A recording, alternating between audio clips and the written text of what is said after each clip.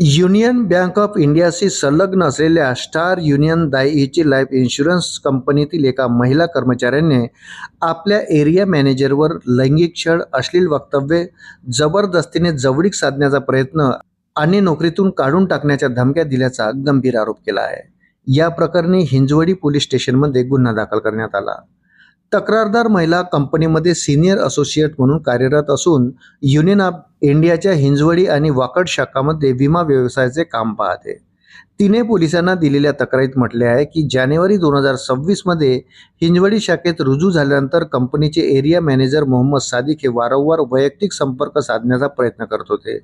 कामाच्या संदर्भात तिने टीम लीडरकडे रिपोर्ट करणे अपेक्षित असतानाही सादिक वारंवार फोन करून तिच्याकडून माहिती घेत असल्याचा आरोप करण्यात आला आहे।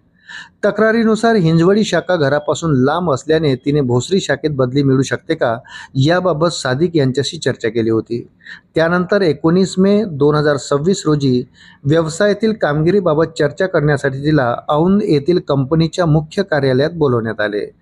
चर्चा संपल्यानंतर रात्री सुमारे 8 वाजताच्या सुमारास ती बसची वाट पाहत उभी असताना सादिक हे कार घेऊन तिथे आले आणि घरी सोडण्याचा आग्रह केला। महिलेच्या म्हणण्यानुसार तिने नकार दिल्यानंतर तिला कारमध्ये बसण्यास भाग पाडण्यात आले। प्रवासादरम्यान सादिक यांनी तिच्याशी सूचक आणि अश्लील स्वरूपाचे संभाषण केले। आपल्या दोघांमध्ये काही झाले तरी कोणाला कळणार नाही, मला नाराज करणाऱ्याला मी सिस्टीममधून बाहेर काढतो, अशा आशयाची वक्तव्य केल्याचा आरोप तिने केला आहे। कार लॉक असल्याने मध्ये उतरता आले नाही असेही तिने तक्रारीत नमूद केले आहे। घरी सोडताना ही गोष्ट कोणाला सांगू नकोस, अन्यथा तुझ्यासाठी चांगले होणार नाही, अशी धमकी दिल्याचा आरोपही करण्यात आला। यानंतर 29 मे रोजी सादिक यांनी ग्राहकाला भेटायचे असल्याचे सांगून तिला सोबत येण्यास सांगितले। तक्रारीनुसार हिंजवडीहून दोघे लोणावळा मार्गावरील एका ढाब्यावर गेले।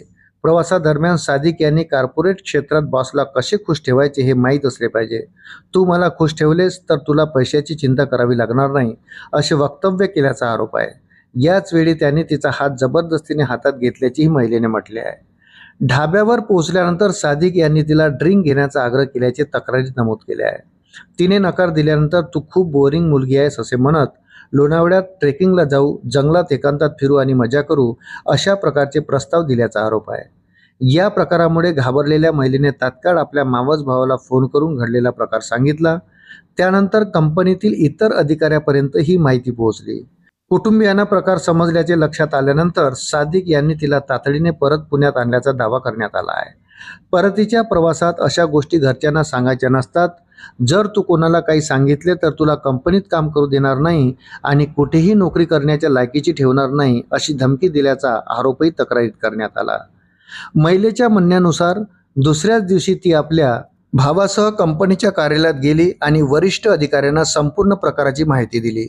कंपनीकडून अंतर्गत चौकशीचे आश्वासन देण्यात आले, मात्र कोणतीही ठोस कार्यवाही झाली नसल्याने अखेर तिने हिंजवडी पोलीस ठाण्यात धाव घेत कायदेशीर तक्रार दाखल केली। या प्रकरणाचा पुढील तपास हिंजवडी पोलीस करीत आहे।